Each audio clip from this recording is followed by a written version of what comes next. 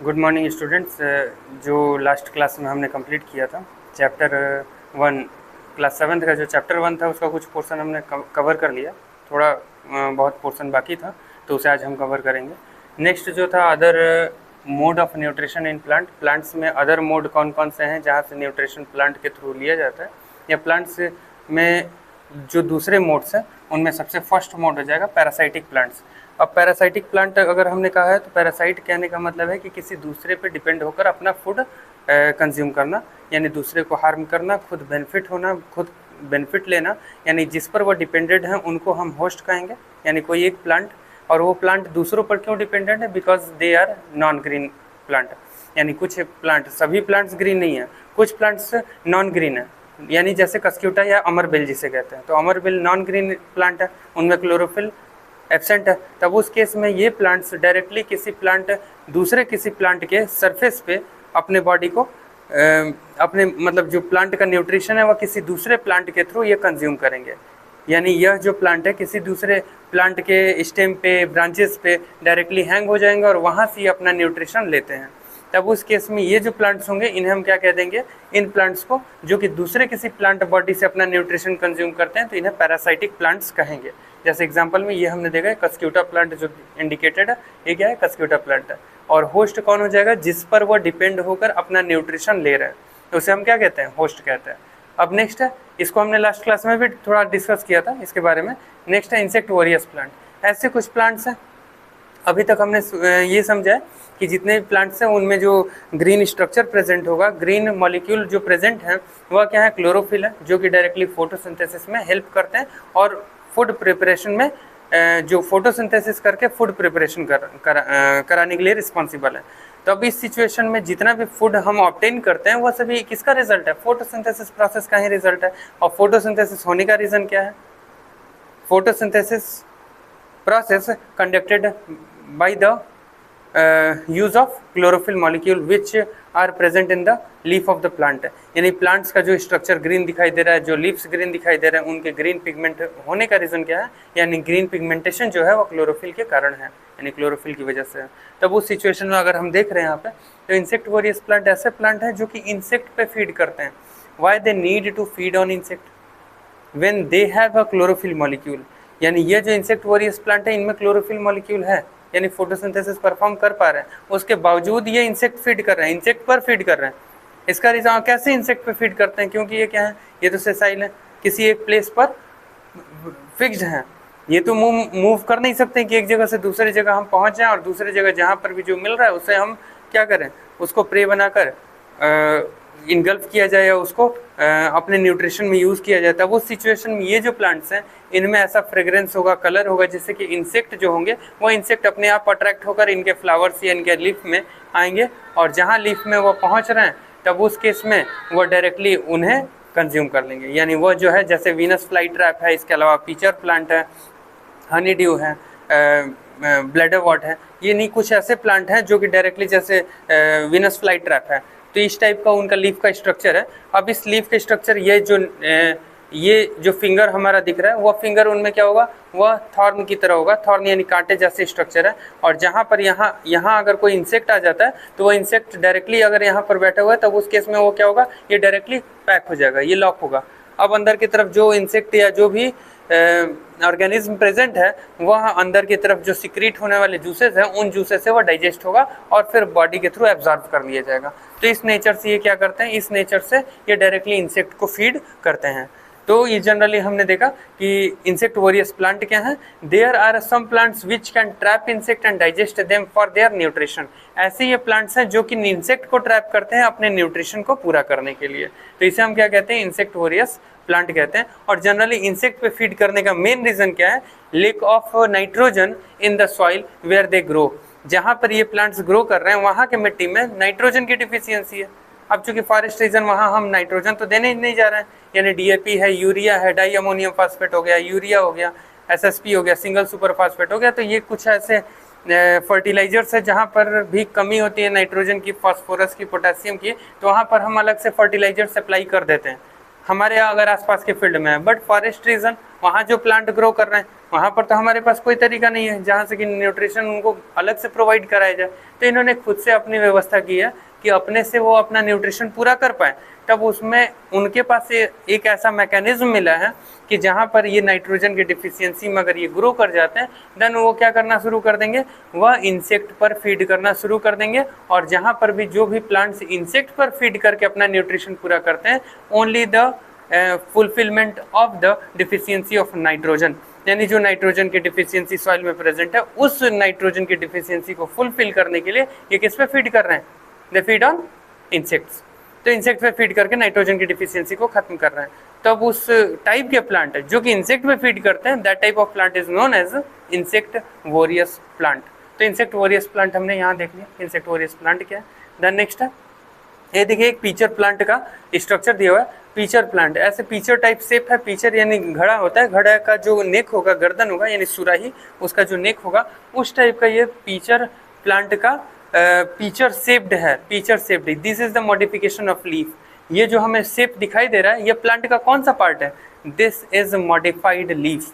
ये लीफ का ही modified form होगा ये पीचर टाइप शेप्ड। और इसी में जहाँ इंसेक्ट पहुँच गए तो इसके अंदर की तरफ स्लिपरी रीजन, जिसकी वजह से वो डायरेक्टली अंदर की तरफ जाकर ट्रैप हो जाएंगे और अंदर डाइजेस्टिव जूसेस, और जिसकी वजह से वो डाइजेस्ट होकर बॉडी के थ्रू एब्जॉर्ब किए जाएंगे। ये पूरी इनकी कहानी है इंसेक्ट वोरियस प्लांट की। अब नेक्स्ट है सेप्रोट्रॉपिक प्लांट। सेप्रोट्रॉपिक प्लांट ऐसे प्लांट जो कि डेड और डिकेइंग सब्सटेंसेस पर अपने आप को फीड करते हैं, सड़े गले चीज़ों पर। कोई ऑर्गेनिज्म, कुछ ऑर्गेनिज्म है जो कि जिनको फ्रेश फूड चाहिए, कुछ ऑर्गेनिज्म है कि किसी टाइप के फूड पे वो फीड कर लेंगे, कुछ ऑर्गेनिज्म ऐसे हैं जो कि सड़े गले चीज़ यानी डेड और डिकेइंग सब्सटेंसेस हैं उन पे ही वो सर्वाइव करेंगे। जैसे फंगस हम देखते हैं, तो फंगस जहाँ पर भी सड़ा गला जो भी होगा, जैसे मशरूम है, मशरूम, वो मशरूम भी क्या है, फंगस ही है। तो वह जो मशरूम होगा वह कहाँ कहीं भी हीप ऑफ गार्बेज है, हीप ऑफ गार्बेज हो या हीप ऑफ कैटल डंग या काउ डंग हो, यानी गोबर का कहीं ढेर लगा हुआ है, तो ये सब क्या हो, ये सब एक्सक्रेटरी प्रोडक्ट है। ये सभी क्या है, एक्सक्रेटरी प्रोडक्ट है, एक्सक्रेट किया गया प्रोडक्ट है। तब इन सभी प्रोडक्ट पे ये क्या है, सड़ी गली चीज़ें, ये धीरे धीरे ये डिकेइंग प्रोसेस में जाएंगी और डिकेइंग होने के बाद इन पर क्या होगा, इन पे फंगस ग्रो कर जाएगा। यानी कुछ ऑर्गेनिज्म को केवल सड़ी गली चीज़ें चाहिए अपने ग्रोथ के लिए, अपने न्यूट्रिशन के लिए। ऐसे ऑर्गेनिज्म को हम क्या कहते हैं, सेप्रोट्रॉपिक न्यूट्रिशन यानी saprotrophic plant. The mode of nutrition in which organisms take their nutrient from dead and decaying matter is called as a saprotrophic nutrition। तो saprotrophic nutrition में saprotrophs डायरेक्टली डेड और decaying substances से अपना nutrition लेते हैं। Then next है symbiotic plants। अगर हम कहेंगे symbiotic, one organism is dependent on other and other also dependent on first one for their nourishment। both are performs the mutualism.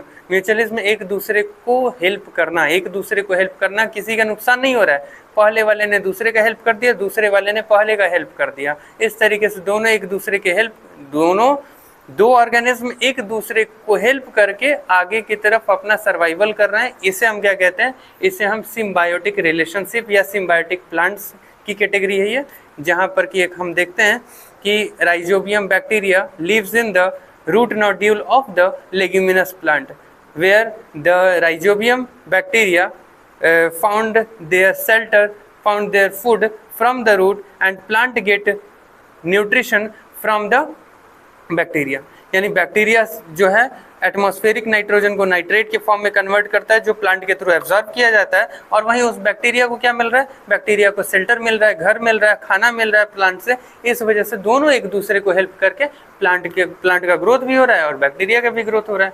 ऐसे अंडरस्टैंडिंग, ऐसे रिलेशनशिप को हम क्या कहते हैं, सिम्बायोटिक रिलेशनशिप कहते हैं। इसे हम क्या कहते हैं, सिम्बायोटिक रिलेशनशिप, या इसी को हम म्यूचुअलिज्म भी कह सकते हैं। इसी को हम क्या कह सकते हैं, म्यूचुअलिज्म भी कह सकते हैं। तो ये हमारा सिम्बायोटिक रिलेशनशिप हो गया। अब लास्ट एक टॉपिक हमारा बच रहा है, replenishment of nutrient in soil. Replenishment, जो चीज़ें डिटेरिएट हो गई हैं, जो चीज़ें एग्जॉस्ट हो चुकी हैं, जो खत्म हो चुका है सॉइल में से, क्योंकि हमने अगर प्लांट लगा दिया तो वो प्लांट क्या करेगा, प्लांट न्यूट्रिशन लेगा।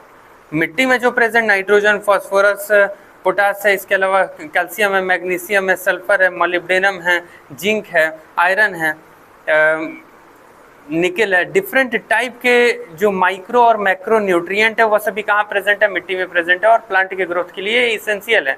इसे हम कहते हैं इसेंशियल प्लांट न्यूट्रिएंट। इसे हम क्या कहते हैं, इसेंशियल प्लांट न्यूट्रिएंट। तो जितने भी इसेंशियल प्लांट न्यूट्रिएंट अगर प्लांट को हमने लगाया तो वहाँ से वह क्या करना शुरू करेगा, it completely consumes the nutrition from the soil, यानी वह न्यूट्रिशन लेना शुरू करेगा और न्यूट्रिशन लेकर अपना ग्रोथ करेगा। तब जहाँ पर उसने न्यूट्रिशन मिट्टी से ले लिया तब वो न्यूट्रिशन खत्म हो चुका है सॉइल में, अब फिर दोबारा उसमें न्यूट्रिशन कैसे आएगा, फिर मिट्टी में न्यूट्रिशन कैसे आएगा। तो हमारे पास दो तरीके हैं, एक तो हमारे पास ये तरीका है कि हम बाहर से फर्टिलाइजर्स ऐड कर दें। तो हमारे पास या तो मैन्योर ऐड करेंगे या फर्टिलाइजर्स। तो अगर मैन्योर ऐड करते हैं तो वह क्या होगा, वह बहुत ही ट्रेस अमाउंट में है, बहुत कम अमाउंट में। अगर 100 किलो अगर हमने गोबर की खाद डाल दिया खेत में तो वहाँ से आधा किलो क्या मिल रहा है, आधा किलो नाइट्रोजन मिल रहा है। और वहीं 100 किलोग्राम यूरिया हमने डाल दिया तो वहाँ से 46 किलोग्राम नाइट्रोजन प्लांट को मिल रहा है। नाइट्रोजन का रोल क्या है, प्लांट के ग्रोथ में इंपॉर्टेंट रोल है। प्लांट का ग्रोथ पूरी तरीके से डिपेंड कर रहा है नाइट्रोजन पे। प्लांट का जो ग्रोथ होगा वह पूरी तरीके से किस पे डिपेंड कर रहा है, नाइट्रोजन पे। तो जनरली दो मैंने डाटा बताया, एक तो मैन्योर, गोबर की सड़ी हुई खाद जो है मैन्योर, जिसे कि FYM कहते हैं, फार्म यार्ड मैन्योर। तो ये जो फार्म यार्ड मैन्योर होगा, 100 किलो अगर फार्म यार्ड मैन्योर अगर हमने खेत में दिया, वहाँ से केवल कितना फुलफिल हो रहा है, 0.5 यानी आधा किलो नाइट्रोजन केवल खेत में मिल रहा है। और वहीं 100 किलोग्राम अगर यूरिया हमने खेत में डाल दिया तो वहाँ से 46 किलोग्राम नाइट्रोजन कहाँ मिल चुका है, मिट्टी में मिल चुका है। तो फर्टिलाइजर्स तो ज़्यादा अमाउंट में चीज़ें जा रही हैं, ज़्यादा अमाउंट में 1 से 1 या 2 न्यूट्रिएंट वहाँ पहुँच रहे हैं, और ये बहुत कम अमाउंट में पहुँच रहा है जो भी ऑर्गेनिक होगा। ऑर्गेनिक यानी जो भी गोबर की खाद है, गोबर की सड़ी हुई खाद है। तो लेकिन फ़र्क कहाँ है, जो अगर हम मैन्योर यूज़ करते हैं, खाद यूज़ करते हैं, तो वह हार्म नहीं करेगा, वह सॉइल के स्ट्रक्चर को ख़राब नहीं करेगा। बट अगर हमने फर्टिलाइजर्स ऐड कर दिया तो ज़्यादा अमाउंट में तो मिल रहा है लेकिन वह तुरंत ही ख़राब कर देगा, मिट्टी के स्ट्रक्चर को ख़राब कर रहा है, उसके एलिमेंट्स को ख़राब कर रहा है। जैसे हम होम्योपैथिक या आयुर्वेदिक हम देख रहे हैं, इसके अलावा एलोपैथिक देख रहे हैं। एलोपैथिक यानी जो इंग्लिश या अंग्रेजी दवा जो होती है, जो भी डॉक्टर्स लिख रहे हैं, प्रेफर कर रहे हैं, हमें इंस्टेंट रिलीफ तो दे रहा है, बट हमारे बॉडी पार्ट में किसी एक जगह रिलीफ है तो कहीं ना कहीं हमारे बॉडी पर उसका साइड इफेक्ट क्या होगा, किसी ना किसी ऑर्गन पर उसका इम्पैक्ट बैड होगा। जैसे हमने कम्बिफ्लाम खाया या हमने ब्रोफेन खाया, यानी पेन किलर हम ले रहे हैं, तो पेन किलर हमने जहाँ लिया तो पेन किलर की वजह से क्या होगा, हमें पेन में तो रिलीफ हुआ, इंस्टेंट हमें पेन में रिलीफ हो गया। बट वो क्या करेगा, वो पेन किलर पेन में रिलीफ दे रहा है बट वो हमारे किडनी में, हमारे लीवर में, वो फंक्शनिंग में वो डिस्टर्बेंस ला रहा है।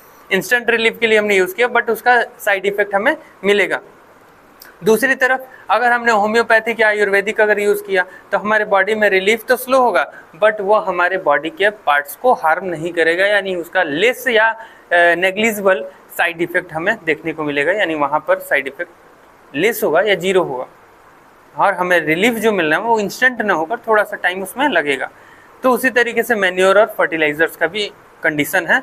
तब उस सिचुएशन में यहाँ पर हम रिप्लेनिशमेंट, ये दो अलग अलग तरीके मैन्योर और फर्टिलाइजर्स का यूज़ करके, मैन्योर्स या फर्टिलाइजर का यूज़ करके हम सॉइल में रिप्लेनिशमेंट कर सकते हैं। और तीसरा हमारे पास मोड है बायोलॉजिकल मोड, जहाँ पर कि हम किसी भी, जैसे सीरियल क्रॉप्स हम लगातार लगा रहे हैं, अनाज वाली फसलें लगा रहे हैं, तब उसके बाद न्यूट्रिएंट का एग्जॉस्ट तो पूरा सीरियल क्रॉप्स ने कर लिया, यानी मिट्टी में जो भी न्यूट्रिशन था वो सभी न्यूट्रिशन किसके थ्रू कंज्यूम कर लिया गया है, अनाज वाली फसलों के थ्रू। जैसे हमने वीट लगा दिया, राइस लगा दिया, ओट है, पर्ल मिलेट है या फिंगर मिलेट है, तो जितने भी अनाज वाली फसलें हैं वो, या ऑयल सीड क्रॉप हो, स्पाइसेस हो या फ्लावरिंग क्रॉप्स हो, फ्रूट क्रॉप्स हो, जितने भी ये क्रॉप्स हैं वो मिट्टी से पूरा न्यूट्रिशन ले ले रहा है। अब फिर दोबारा उस मिट्टी में अगर न्यूट्रिशन पहुंचाना है तब उस केस में हमें उस क्रॉप के बाद नॉन लेग्यूमिनस क्रॉप के बाद लेग्यूमिनस क्रॉप यानी दाल वाली फसलों को ग्रो करना चाहिए, क्योंकि जितने भी लेग्यूमिनस प्लांट होंगे उन सभी प्लांट्स के रूट में राइजोबियम बैक्टीरिया होगा जो नाइट्रोजन का फिक्सेशन करता है। इस तरीके से nitrogen,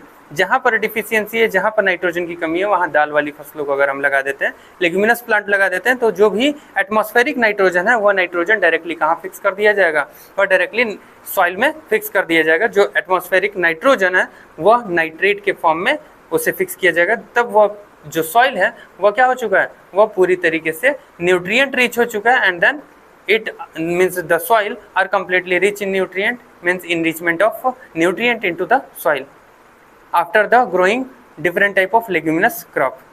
This is the way by which we replenish the soil by the nutrient. तो ये कुछ हमारे पास वेज थे, अलग अलग तरीके थे जहाँ से कि हम सॉइल में अगर चीज़ें या न्यूट्रिएंट एग्जॉस्ट हो चुका है तो वहाँ से हम फिर से कैसे रिप्लेनिश करें। तो ये हमारा चैप्टर कंप्लीट होता है। अब नेक्स्ट डे अगला चैप्टर हम स्टार्ट करेंगे। Okay, thank you.